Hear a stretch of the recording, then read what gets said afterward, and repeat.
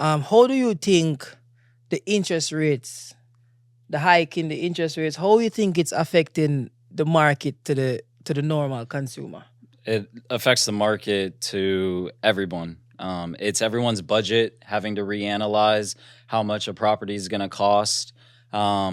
Interest rates before pandemic and during pandemic were at a record low to where it was something that we knew wasn't here to last long and you needed to take advantage of. And the people that didn't or weren't ready yet or just didn't have the type of finances at that time, they're just feeling the effects of what the new normal is. People, don't forget to like, share, comment, subscribe. Tell your friend them. Wanna see how the place pretty? Wanna see how I look like my beard? See how my teeth look like it brush? Mad up on the thing.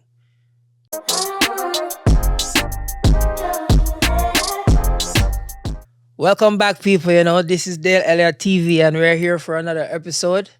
And today I'm here with my good friend, Mr. Jordan Bridges. Happy to be here.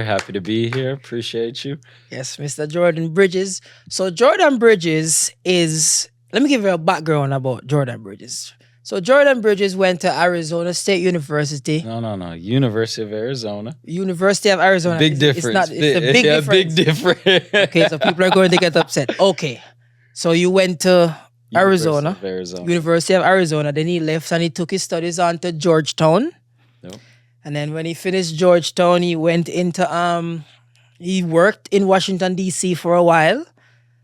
And then he decided to now take his realtor skills over to LA. He's an LA native. He was born here. Oh. Of Jamaican heritage, so we can talk Jamaican 1 and 2 times. Yeah, man, yeah. You know, what you say, Olaga? Yeah, no, man. Yeah. You know I like saying that. Yes, so I invited Jordan here to, speak about, life of a realtor. What's going on in the current society with the housing market and stuff like that. And I felt like, Jordan would be a good person who can give me insights because you're actually on the ground, you're seeing what is going on, But before we move forward with anything, I would like for you to tell us a little bit more about your Jamaican background. Right. So my mother's Jamaican. She's from Kingston. She's from Cherry Gardens. I know. I could have. Yeah. I could have bet my life on Cherry. Yo, I could have bet my life. On Cherry Garden. She met my father. What was it? I think it was a Sunsplash or something back in the 80s. But she met my father. He's from Atlanta. He was at USC. They moved here in LA, and my mother never left. So I always like to say it's kind of just the old school 90-day fiance type thing. He went down there, fell in love with her. A couple years later, she came up and they got married, had my sister and I. But I grew up in LA. I'm from LA, and then spent a lot of my summers and my time going down to spend time and vacation with family. So it would be months at a time sometimes. I really believe that it's a nice little mixture.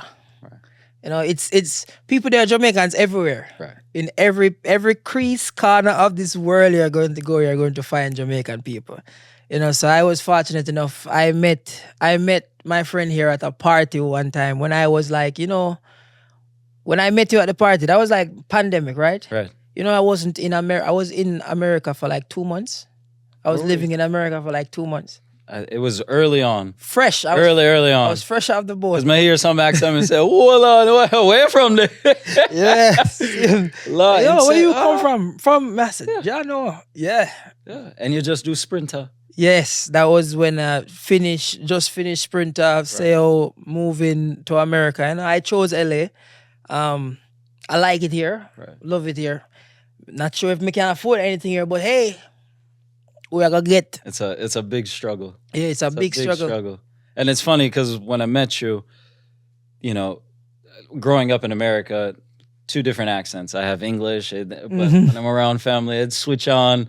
You have to play the patois now, but I just hear a voice. What are us? Who that know? You know what's funny too? So we have, there is a there was a like an uptown accent and a downtown accent. You know. We're talking about Exactly. So we have an uptown accent and a downtown accent. I have the downtown accent. So I could have like pick up. I knew you are from Cherry Gardens. You probably have family that lives in Jacksonville. You probably had somebody that went to Hillel. my cousin, all of them. All your cousins went to Hillel. But Yeah. and you probably go Jamaica. You probably had a family with a boat. You guys sail out sometimes. Not like that, but Not like that, but you know what I mean. Yeah. No, there's definitely the qualities of the high life when we go out there, and yes, And- yes, we and- definitely know some people and some big And that is families. beauty and that is Yes. goals. And Yes. I want to afford that luxury to my kids in the future. You know, that is goals for me. If you can, go Jamaica and do, what me never get to do as a child growing up.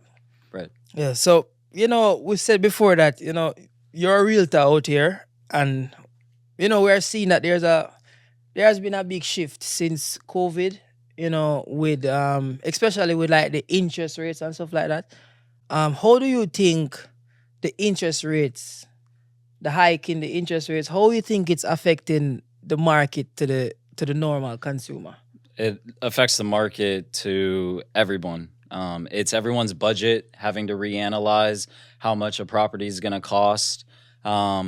Interest rates before pandemic and during pandemic were at a record low to where it was something that we knew wasn't here to last long and you needed to take advantage of. And the people that didn't or weren't ready yet or just didn't have the type of finances at that time, they're just feeling the effects of what the new normal is. There's rising costs and interest rates. There's rising costs and insurance rates, especially because of California. There's a lot of insurers that are leaving the state and not able to insure properties. We're dealing with higher fire insurance as well on properties. Some are unable to even receive them. So we're doing a lot of that due diligence before even closing on the property. There's a lot of things that are challenging the market, and especially for first-time home buyers, because they haven't gone through that route or gone through this process, and they haven't seen the full cost of what it is. It's not just what your monthly mortgage is, but your taxes, your insurance, the warranties, all of those types. Right. HOA fees. Exactly. Right. So can we definitely I'll get to that. So that's why asking you that question to find out. What advice would you give to, that first-time home buyer right now? What advice do you give them right now who are trying to like buy a home? The main thing is thinking that you need to speak to a realtor first. The first person you need to speak to is your financial advisor and a lender, because looking off. Remember though, we have to dumb it down now. Right. And everybody can afford financial advisor, I know me G. Yes, but you can afford a lender. Yeah. A lender is something that you will need for financing. You can speak to a lender, speak to your bank, speak to a mortgage broker, and they will shop your financial portfolio to different lending programs to try and get you the best rate. But the main thing is speaking to somebody within lending who understands the full outcome of what the lending process is going to look like and how much money you are going to be spending. Because on Zillow and online and all these different type of real estate He's a Zillow man, Right. Me look pan, me can't buy them, They show the mortgage calculators. They show all the different things that would go into it, and somewhat accurate, but they're not fully accurate because they're not taking into account your FICO score. They're not taking into account sometimes insurance, extra insurances on the property. So it's really important to speak to a lender who has an accurate idea on what the full monthly is going to be coming out of your pocket. Oh, so basically it's the first person you speak to first. You find a lender first to see what you're qualified for. And you can speak to you can speak to a realtor. A realtor will go ahead. I have many different contacts, but we will put you in contact with a preferred lender of ours. But the conversation will always be speak to a lender first to see what our budget can be, because we need you to understand what your monthly and what your comfortability will be, so we can start looking for a home within that criteria. Okay, so you basically need somewhere. You have to start somewhere. Because, not a lot of people that watch this lives in California. Right. So I always try to do like something broad where everybody can get it. Anywhere you are in You the have to country, follow. you need to go ahead and speak to somebody who's providing financing. So speak to your bank. We always say start there because that's where you're banking, that's where your money's at. They're able to have a good portfolio and a history on what your finances are, And then you go out to a mortgage broker and a lender to try and get competing rates up against that bank. The bank is going to give you one interest rate. A mortgage broker can shop you around to different programs to see what other competing rates are out there. Okay. So do you think that it is the right time for say a single family first time home buyer to try to buy a home? Everybody's right time is specific to them. Okay. Well, Always say that. It could be family issues. We deal with the 5 Ds. They're going to be lost off the top of my head, but it's death, divorces.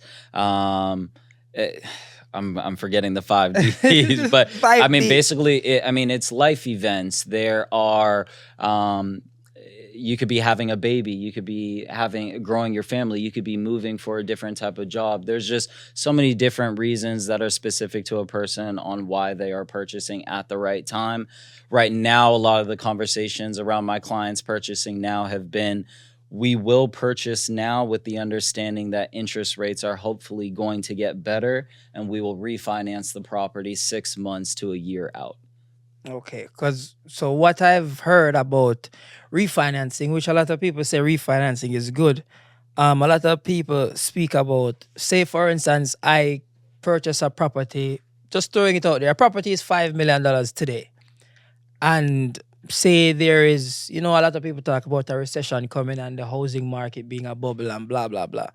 What if the price of that $5 million property that I just financed at 7%, the value goes down, and I now go try to refinance it? The bank wouldn't refinance me, seeing that no, they would be upside down in the loan. Correct. That another part to add to that is most people have been with that thought of buying for the interest rates to go down and refinance is you're at least rehabbing the property or improving it to where when you do reassess it and you reappraise it, it comes back at a higher amount. But yes, that is a concern for a lot of people in regards to, I buy a $5 million property. What is that going to look like, especially with the Measure ULA going on right now? If you buy a $5 million property, there's an extra 4% tax. And if it's 10%, if it's 10 million, it's an extra 5.5% tax. So it's quite a bit of money on top of what you're paying out for transfer fees, taxes, commissions, all of that. So there has been a big stall. There's been a bit of a halt on the market that's 5 million and above. Okay. And that's something that all of LA is dealing with. But LA is a weird type of city and a weird type of county because Beverly Hills doesn't it doesn't abide to. I don't feel like recession hits those places. No. Beverly Hills. Yeah. So this is the beauty. But Bel Air is part of it. So there are some okay. really big affluent neighborhoods that are part of that action for the Measure of ELA. Hollywood Hills is part of LA, LA City, the city of LA. Bel Air is part of it. So there are some wealthy communities that are being affected by higher taxes, and you're seeing sales kind of slow down in those areas. Yeah, because rich people don't want to pay no tax, No, So but for instance, like, we have to break it down to like, all right, that are extremes. We have to go back to like, say, just the average Joe right now. Say a man right now, he has $50,000. And this is my typical client. Trying to buy a 400K This house. is my typical client because my expertise is really from clients at about 4 million and below, 3 million and below. I work mostly with clients that are in that 1.5 and below. Yeah. So they are bringing a lot of their money. It's their wealth. It's a big chunk of their wealth that they are putting into it. They're taking a little bit of a risk, but it's a great risk for Los Angeles real estate. The appreciation, just you look at history, it's just a really safe place to put your money. Yeah, I feel like LA is like, it's own. It's like whatever is happening everywhere else, Right. LA is like, we're just gonna do our thing here. And because when you step out, when was the last time you left the state and went somewhere Last else? week, yeah. When you leave the state, I'm a big no, traveler. as in when you come out of Like the bubble, Oliver, yeah. on my visa. No, when you come out of the bubble and you go down to like, I don't know, say in a state where like properties are much cheaper because it's like for instance, Texas, Florida, $1.5 million. Right. That's a lot of money. Now for you to what you can get in Texas for $1.5 million is insane. Half the state, honestly. People, don't forget to like, share, comment, subscribe. I am on a mission to 100K. I am really close. Make sure. Yeah, and for $1.5 million in LA, you live probably. It's a 3-bedroom, 2-bath home, 4-bedroom, 2.5 bath, no more than about 1,800 square feet, sometimes 2,000 square feet. Maybe a pool. 1.5. 1.5? Right. 1.5. You might get a little dirty pool in the back. In the valley, you can get a pool with that for sure. Exactly. Absolutely. Over here on this side with West LA, it's a little bit tougher, a little bit tighter on the inventory there. Oh yes, that's why I'm saying overall, try from a general standpoint. I feel like the housing market on a whole, all across America, I know people feeling in other countries in the world as well, where I never really understand how much a lot of people think about the monthly a lot. Right. And I never realized how much goes into a house aside from the mortgage. Right. Like, as you said before, like fire insurance. I'm not sure if fire insurance is a prerequisite for all states, but, that's a big deal here. Especially here. Well, especially if you're living at the hills. And to take that point further, so if you're to buy a home in Texas and Florida, you have to budget for those higher property taxes. I think one thing that doesn't get talked about. Yes, please. So Texas, expound with that. So you buy a $1 million property in Texas. Yeah. The property taxes for California are 1.25% each year. You pay them in February and November. In Texas, they're 2%. So you are paying $20,000 a year on property taxes.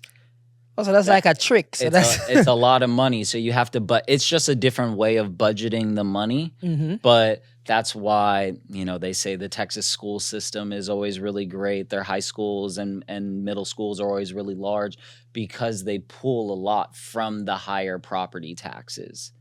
Okay. Schools are benefited by higher property tax rates. So that's why when you go in nicer neighborhoods, you have nicer high schools, nicer school systems. So that's the real reason why? why? Money from the property taxes. I never know that. So wait, so one of the reasons why a school in Beverly Hills would be better than a school in, let's say, where? Higher property tax rates. Just because of the property tax? Because of the property taxes. You don't think it's ever, well... There's many different reasons. Many different reasons not to...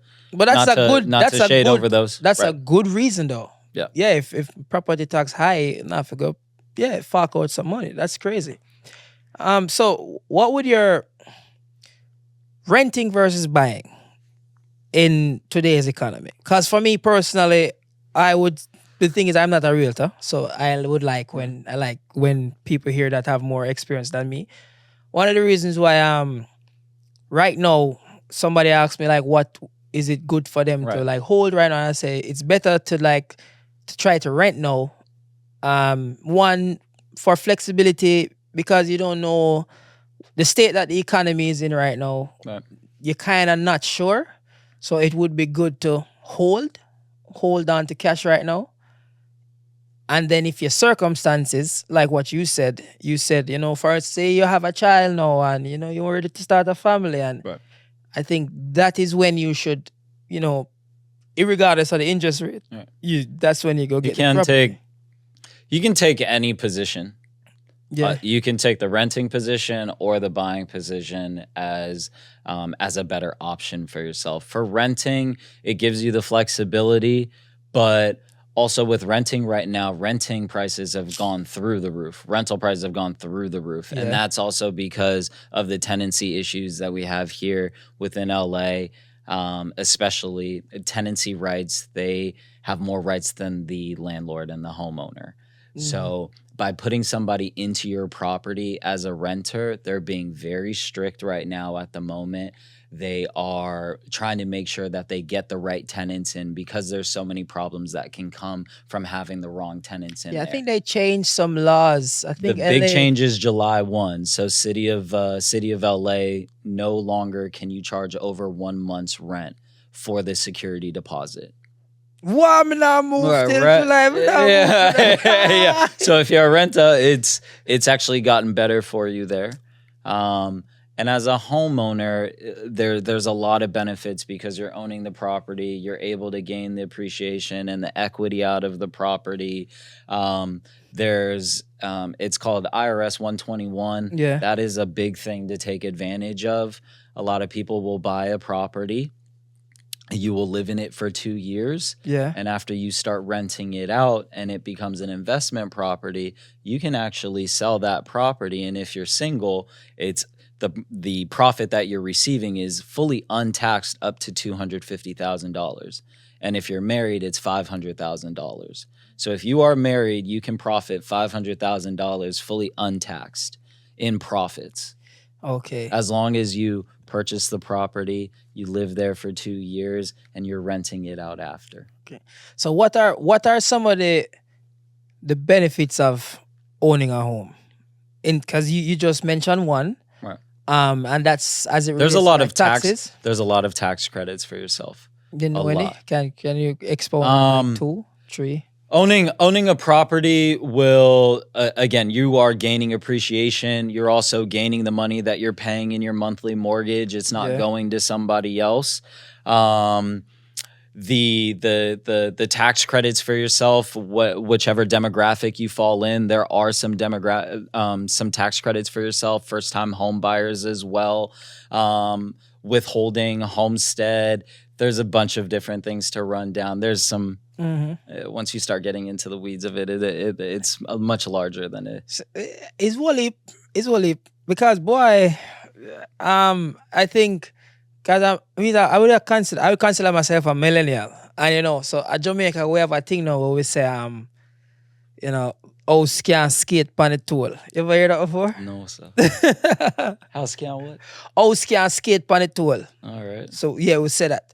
So I think there's a big disconnect between my generation, which you're probably not the same generation as me, but the younger generation, that the housing market is pricing us out. Too expensive. Yeah. Way too expensive. It's definitely getting to a point now where a lot of people are seeing a home as unattainable, or the home that we want are unattainable. And I think there's a lot of things in the road for us to get there.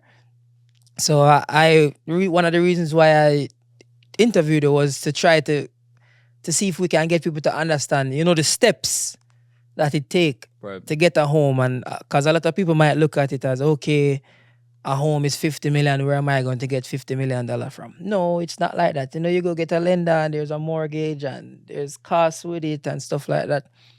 So the housing market now, I know a lot of people out there that is working extremely hard, and I think a lot of people don't want to finding it start hard. small. I think a lot of people don't want to start small. You may not be able to get your dream home on the first one. You may have to build up to it. And that is you almost will never. But that's the reality of things. Is I do have some younger clients where, it's really hard to buy without family help.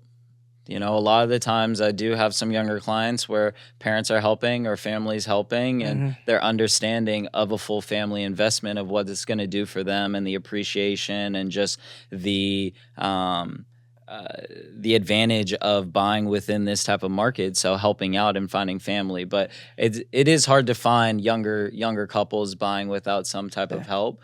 But if you are, my younger clients have been purchasing lower properties. They're buying a condo for $400,000. They'll live in it. They'll improve it. And within 2 years, they've sold it and they've made $200,000 in appreciation. They've paid down a bit of the mortgage. They're able to take that $250,000 untaxed and buy into a higher property. 400. Right. And I think that's the thing Yeah, is, so my time, you feel like $400,000 grow up on tree. no, but How much does it cost for $400,000? It was the exact property. It was $440,000 in Encino. And then in terms of everything, how much did they put down? All of that. So it was an FHA loan that we 3%. got passed through. 3%. That's a 3% loan. 3% loan. It was very low. It wasn't the 20%. Yes, you are paying a little bit of a higher PMI, Yeah. for property mortgage insurance. But he only put down about 3%. In all, I think there was only about $25,000 to $30,000 paid with closing costs and all of that. All right. And so I broke it down for you now. If I get a youth right now. All right. So and 3%. So 3% of, we'll say it's 450,000. 3% of 450,000 is 13,500. 13,500. 13,500 was the down payment. Yeah, 13,000. 13,500. And then closing costs are about 2 to 3%. So you could say 2.5%. Let's just say an extra 10 grand on there. So all in all, they came out about $25,000 for a $450,000 property. And actually, I got them credits on it. I asked for a credit towards closing costs, and that was in the form of $10,000. So really, they only spent $15,000 because they got the credit. There are ways to be creative on your offer to get money back, and also my clients were first-time home buyers. We did the loan through UWM. And so UWM, as a first-time home buyer, they gave a credit. They fell within a certain financial portfolio that gave them, I think it was like $5,000 back, up to $15,000 for some clients. So I want to ask a question now. So like, for instance, so now we're going to create a hypothetical situation. My credit score is 600. Right. 600 credit score. I work every day. I save $30,000. No, I save $40,000. But you know, me I live life. Car payment are like $900. You need to lower that. So the car payment have to be low. Yeah, so this is where I get to say my car payment lower, my credit score is 600, car payment are 900, and me have couple disputes by my credit. Like, what shape do I have to be in? I'm trying to buy a $400,000 house. What shape do I have to get in to can purchase that? You are safe wherever you're coming in from. Mm-hmm. There are many different programs for all different types of profiles and credits, and I understand at the price range and everything that you're at, but speaking to a lender is always the first thing. Like, I don't buy the house, you know. No, not you. I'm just saying that if it's you. Look, you have your own if it's you, I'm just saying, in the hypothetical. You are right? safe. You are safe. You are safe wherever you are. I promise you. Speaking to a lender and understanding the process is giving up your whole financial portfolio for them to decipher. Yeah. They need to go through what loans or debts may be there. They may ask you to pay off a credit card debt. They may say, hey, pay off this student loan to get you in a better place for a better rate. So there's all different types of things, but that's what I really mean to say is wherever you're coming from a good place. Okay. It's just how do we get you in a better place to be qualified by the lender a little bit easier. So you ever have a situation where somebody come to you and you look at it and you're like, boy, my G, I have to just go on. This it's tight. It's not gonna work. Tight. I have, because I've worked with people who have bought $300,000 properties, $200,000 properties, land that's valued at $20,000. That finances come in all different shapes and forms. Yeah. It's just figuring out which program is right for that person, or figuring out what scenario is right for that person. Luxury is really no price point. It's just the service that we provide. So it's the same type of service that I'm providing on a $300,000 purchase that we'd be doing for $4 or $5 million purchase. Oh yeah, all right, that makes sense. That makes sense, boy. So may I try to get out all of them questions here for the people? No. And to go back to your original question is, if you're somebody who's got that 600 credit score, you've got 30,000 in the bank, and you're looking to purchase, the main thing is to have the conversations earlier on to maybe get yourself ready 6 months out from now. You may not be ready now, but speak to a lender to say, hey, within the next 2 months, 3 months, we should be paying this off. We should be paying this off. We can save and kind of move money into a different account where it's a high yield savings account to get you more money. There's many different ways to kind of really reshift your financial portfolio within a 3 to 6 month span to help yourself get yourself a loan. Okay. So a lot of people, there's something called buyer's remorse. Figured you may hear about it, Wally. Buyer's remorse, them buy the property and then them end up, regret them buy it after. Right. No, a lot of people would just buy a house to buy a house. A lot of people, and then end up regretting it. What would you say is like the 5 main things to look at when you're trying to determine like a house value and whether somebody should buy it or shouldn't buy it? Yeah, we saw a lot of this during COVID, because it was so competitive, multiple offer situations. You were fighting with sometimes 20, 30, 40, 50, 60 offers. I'm not lying. Man, so realtor, they make money in a COVID. There was a time where my client won a property over 64 other offers. How much more did he have to go over? 1.2 million over asking. Over asking? It was a $2.5 million property. It was just crazy. Yeah. The question at hand again is? The question is, what are the things that you have to use to determine the value of the house and whether you should purchase it or not? The 5 things is really dependent on your lifestyle, your location, the commute, work.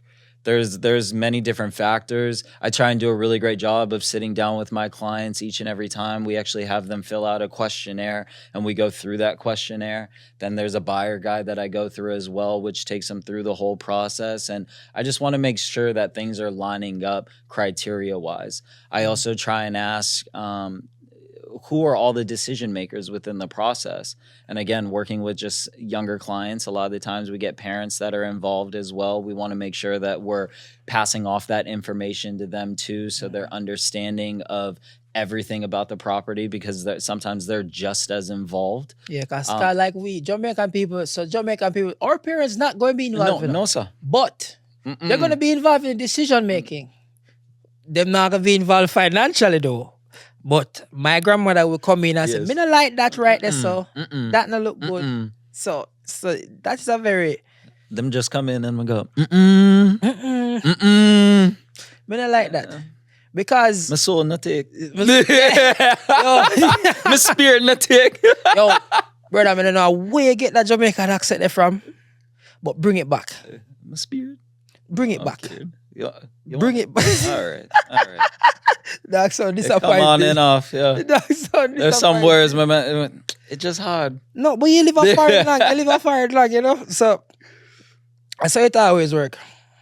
But so as a realtor, this is what I know about a realtor, and me feel like a lot of people just jump up and say they're a realtor. Yes.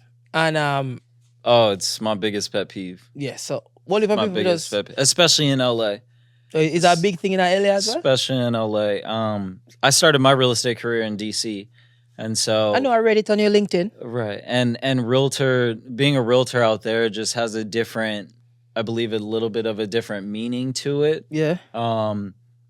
Not to say that it's more professional. There are so many amazing realtors that I respect and love working working alongside, and I have so much respect for their business. Just in LA, it is an occupation that doesn't, I don't believe that gets the right value or isn't seen the right way by buyers and sellers. A Yeah. lot of the times they just think that it's a glorified position where they're not putting too much work in, and the TV shows have really done a disservice to that. Or like the selling sunset. Yeah, because that me know me about no realtor. watch. You know. That me know. No. That me know about realtor. Selling sunset And nothing against him, because actually one of my good buddies from high school, much respect, he's doing really great. Him and his team are on buying Beverly Hills, and they're doing really well. Those weren't the shows that I never watched those shows before I got into the business, so I didn't have that false understanding of thinking the business was that way. I also don't come from a family where they own hundreds of properties and all. So they might a bunch own of one. Right. They might own one and two. Right, like, hey, go ahead. So we see a lot of nepo babies as well within the business. But where I came from is a background of luxury leasing.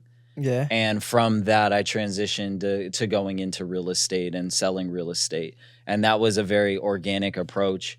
I was very blessed to have the start that I did. Good, beautiful segue. Luxury leasing. When you say leasing, you mean like, for instance, commercial real estate right now is a dying. Is it safe to say it's a dying field? I don't know. No, I don't talk on commercial. There are two different fields. A lot of it's really commercial and residential are two different fields. Okay. I do not try and cross over. Because I see a lot of things happening over there with, They're very analytical by the numbers. Doesn't make sense. Ours residentially is a bit more emotional. There's just a lot of different factors that can play in.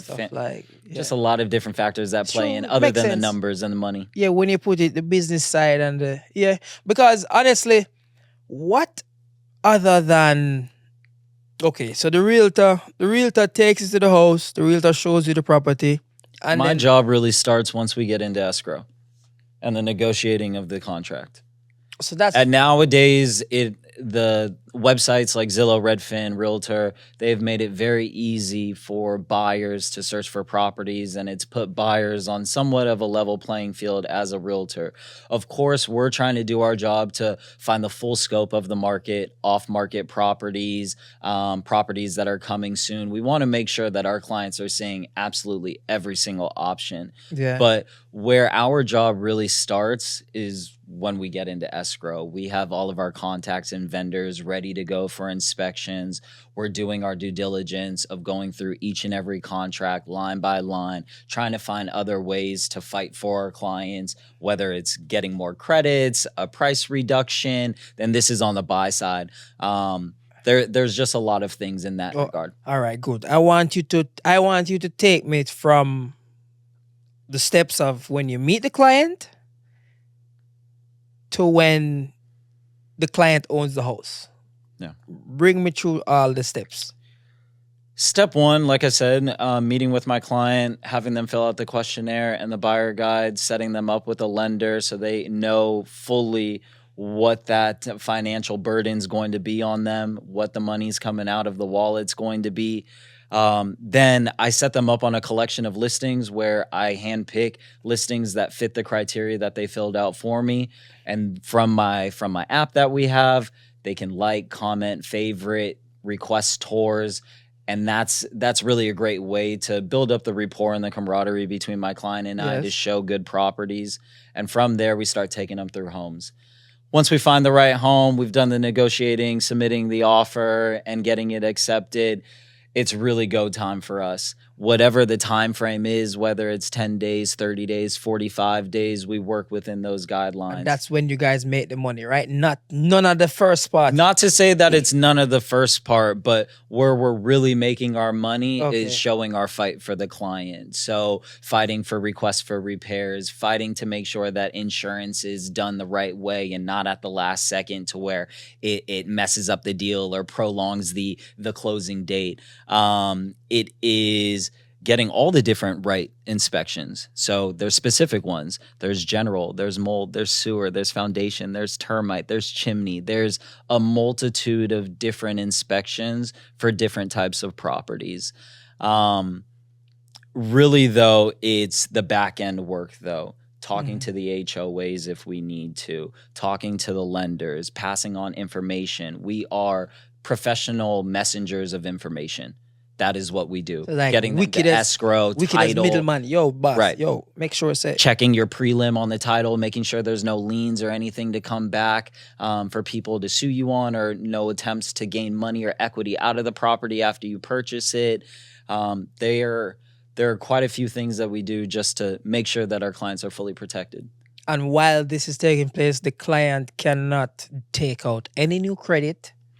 There's a lot of things that we try to stop them from. Big purchases, don't buy a car, don't switch jobs, don't have different job contracts or offers. Once you're pretty much locked in and having that conversation with the lender of what your financial portfolio is, that's what it is. And I don't mean to be a broken record on financial portfolio. It's just what you have submitted to the lender should be what you are moving through the whole process of that transaction.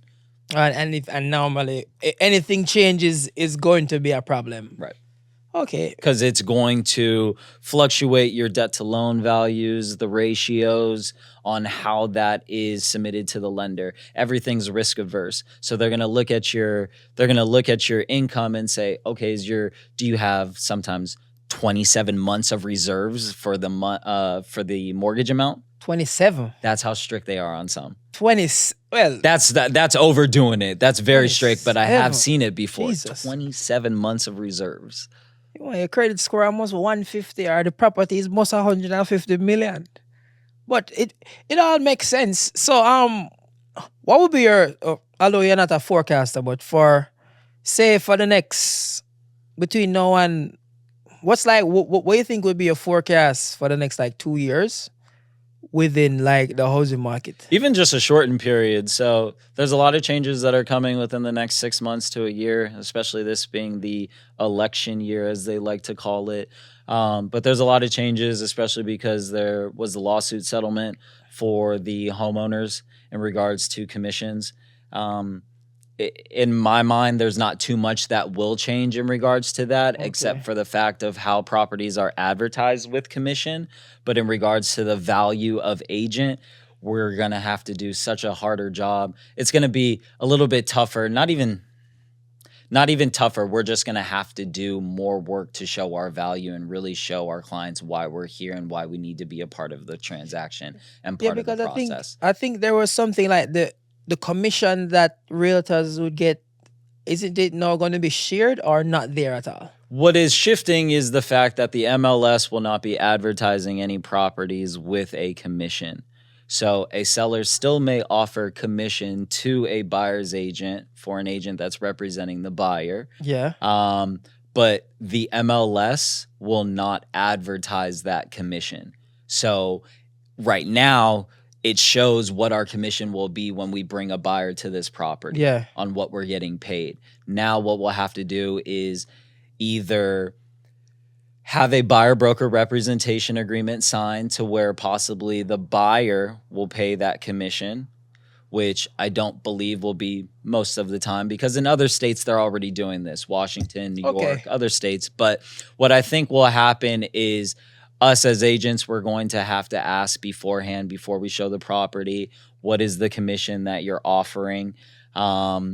The conversations with the client are going to have to be the buyer broker representation. If we do not receive a commission, this is the amount that you would be paying for our services. These are the conversations that will be going on. It's a bit of a change. Yes, this just sound more technical. They in some sense are weed out regular. They're trying to take out basically buyer's agents. What's been good for my business is the fact that we have been focusing a bit more on listings, but I have many clients that are purchasing their first property.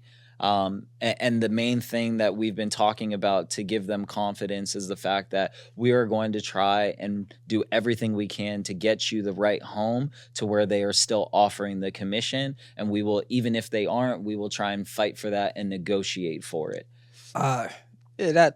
It's putting it a lot more on the realtors. We are in a bit more of a vulnerable space and a vulnerable place, but it's more. that's nothing we can't get through. Exactly. From what I realize with America, not just LA, um, this place, capitalism is just this. You have to I work feel for it. I You have feel to for work for it. everybody though. I feel for everyone. Like if you're an owner and you have tenants in your property in LA that aren't paying and you can't kick them out, I feel for that owner. I feel for the renter who has their rent just shot up within 2-3 years. And yes, we have rent caps and things like that, but the amount that they're increasing year by year on some of these properties in some of these areas because of even gentrification is absolutely crazy. Yeah, but do you? So I feel for a lot of people Yeah, on but both sides. do you go some places and hear the price of a property and be like, no. Like too much. Yeah. What, too Depend. many of the times. We have a lot of owners who are trying to take advantage, I think, and they're not understanding of what the reality of the market is. And Yeah. so a lot of the times they're trying to reach and test what the market is. You know, So realtors don't sell houses as well. what do you mean? So real who? So there's a buyer. At the end of the There's like day, the sales agent. at the end of the day, we have to suggest a price, but at the end of Yeah. the day, the owner is the one who sets the price. We try and give them all the different numbers to say this is what it should be on market. And a lot of clients do listen to us, but some are a little bit stubborn. Because sometimes I see some things I mean I say, who I gonna pay that Right. for that? Right. But don't and, they and mess a up lot the of properties market you with that? gotta look into more. There's more information than what they're putting out there. Sometimes there's a death on a property. Sometimes there's tenants within the property that you don't know of. Sometimes there's liens on the properties. There's a lot more information to it that a good realtor is going to find out for you. And but if there's like a lien, these are stuff that brings down the value of the property, right? Right. Which makes it better. Cause no, I saw this thing now. It's kind of after. There's a squatters thing in LA. Squatter squad. Like so you live Squatter squad. Squatter squad. Yeah, they will come and kick out your squatters. Yeah. Yeah. There's a squatter squad now. I'm not sure how legal it is, but it's they will literally come and kick out your squatters. Because like I've seen there are people who would like find an area, say you find a nice house, scope it out, watch it for like 2 days, realize and then I'm gone. and then just go live there. And then just like create Right. like a fake lease. It's like, no, we live here. You can't put them out. There's a lot of different tricks and plays being done right now. That's what I was saying about earlier. Like is properties. as a landlord, you really have to do your due diligence. There's a lot of things that we implore our owners to do when renting out a property. The credit criminal background checks. There's a few companies to use where you can actually pull from all 3 credit bureaus as well. It'll pull criminal history, the eviction history, if there's bankruptcies, all of this types of stuff. But I know some owners are going even a little bit further to ask for 6 months of income instead of just 2 months. I mean, they are really asking for a lot, Yeah, as but I if don't you think they are can change purchasing it. a home. But July the 1st, isn't some of that through the door? That just changes your security deposit. Well, that's but- a lot that changes. Right. So let me tell you what And that's the big job of a realtor right now, is just keeping up on all the changes, because even documents are changing each week by week. So I visited somebody. There was a seminar at this place in Beverly Hills. 10,000 Yeah. apartment. So that's how I got into real estate. Is I opened up a building very similar to that in DC, 2 of them. I know. Two high high rises. Yeah, 2 high rises, and that building's amazing. They really Yeah. do have a great clientele in there. Yeah. Yeah, so there was the seminar downstairs, and I was like, yo, touched the lady. I said, yo, this black girl. I'm like, yo, this is probably expensive. She said, you want to see? Let's go. And she brought me up, and she like brought me to one of the rooms, and I said, how much is this? And she said, guess. 15, 20? $12,000 Yeah. a month. Yeah. That wasn't the catch. I wasn't at all surprised, because that's Beverly Hills. This is LA. Right. More people realize that people out here paying $12,000 a month like it's nothing. On rent, the deposit, you have to pay the security, and the last month. So in order for you just to move in, you have to pay $36,000. And your credit score have to be, I think, 780. And then you have to show them the bank statements to prove that you can pay for the next 6 months. I'm like, okay, 10,000. And Tarotted. yeah. Wow. No. But that's on a mortgage right now. 12,000. You know, They do it might because they try- know they can. They have a clientele. They have Exactly. They have a very affluent clientele who needs to be there. And they don't want everybody around them. Yeah. I was watching First Take. Yeah. You watch First Take, Yeah. Stephen A. Smith and all Yeah. that. I'm looking and I think he's chiming in to First Take. And literally the backdrop is of LACC. I'm like, there's only one way you get that view. It's probably I'm like, he's he's probably renting at in the 10,000. 10,000 building. I mean, It's it's probably at 10,000. If you Exactly. can see yeah. Oh, that's the only building. only building. Stephen A. But those are the types of that's the type of clientele that's going in there. So they have found their market, they have found their demand, and there's a couple buildings that are like that around here where they do service the wealthy at just these exorbitant rates of rent.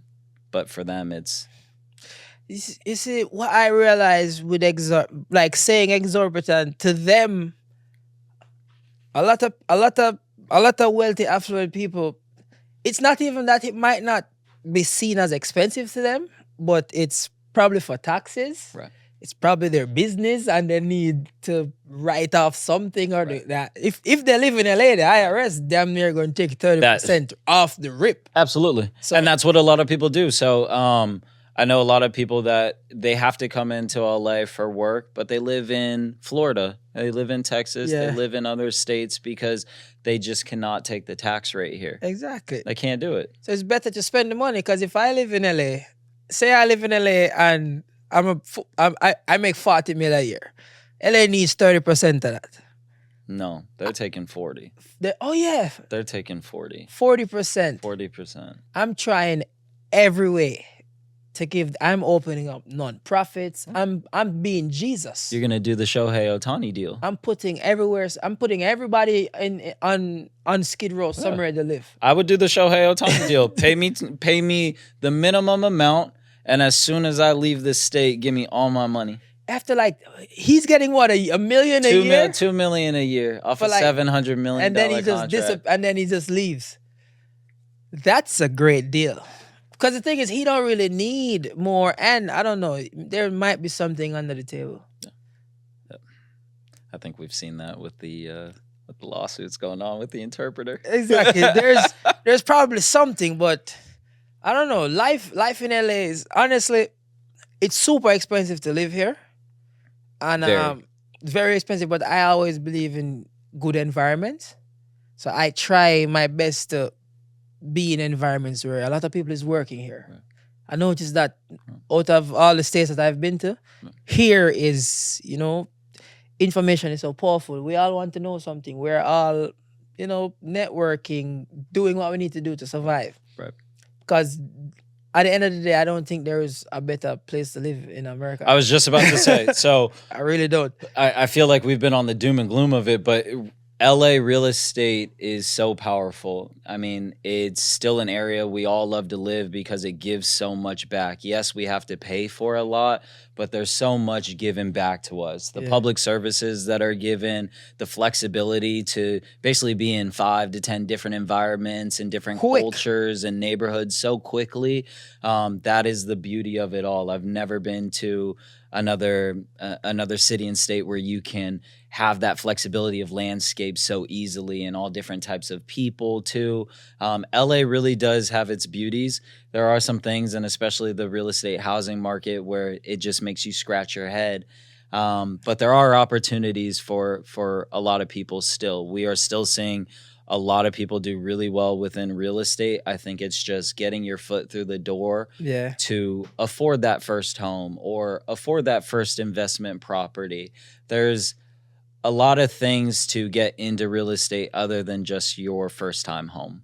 All in all, when I look at LA and LA's housing bubble, even in America, when I look at housing for LA, I feel like LA and New York, it's like their own worlds. It's like LA and New York, they dictate their prices. Whatever's going on over there, we don't care. We're gonna raise the taxes the same way. We're Right. gonna figure it out. Because the people. So it's like a lot of, I'm sure you've probably had like cash buyers, right? Yeah. That, or I'm sure you've probably been working hard on trying to get this deal for somebody, and then the morning you wake up, it's like, oh yeah, somebody bought it. Somebody's paying cash, and then all of your hard work is gone. So It happened today. I drove down to San Clemente, an hour and a half, 2 weekends in a row. We found a property that we really liked this past weekend that they really liked. It was priced at $2.1 million. And when we got there, my client said, I love it. I would really like to put a product. It was a little distressed. You got to put some money into it, just a little bit. And the agent said, we're just holding this open for the weekend for the owners. We already have an all cash offer on it. No contingencies, no inspection, no appraisal, no loan. I'm sitting there like, why is this even on the market? Like, why are you holding this open? You're just giving my client false hope. And my client, of course, falls in love with this property and asks me, can we put in an offer? You know how I expect, you know how much gas that is? And I reach out, I say, can we put in this offer? He said, don't waste your time. We're already accepting the all cash offer. So yeah, we're there. A lot of people are surprised by it, but there's a lot of money in LA, a lot of all cash offers too. Mm-hmm. I wouldn't be surprised at that. I run into it quite a bit with people just offering all cash. Oh, Yeah. crazy. Yeah. Yo, we're definitely going to continue this conversation again. You're always welcomed. You're always welcome at My the brother. Elliott TV. Yeah. I me feel like I learn a lot. I hope you guys learned a lot. And we're definitely, the voice is real here, and the reason is raw. Bridges, you have anything else to say to the people before you leave? Just much appreciation. All right, Yeah, respect. Bridges buy me 2 patty and And a cola champagne. and a cola champagne And a banana chip. and a banana chips. Yeah, Me, I it yeah, up. yeah. So people, don't forget, like, share, subscribe. Explain to you how much consistent me I gonna be. So thank you for watch. Make sure you like, share, subscribe. Bridges can tell people where to find you. The real life sprinter. No, my name jbridges.la. Yeah, and my team is the Bridges Group with Compass. Okay. Big up yourself, people. Thanks. People, don't forget to like, share, comment, subscribe. Tell your friend them. Wanna see how the place pretty? Wanna see how I look like my beard? See how my teeth look like it brush? Mad up on the thing.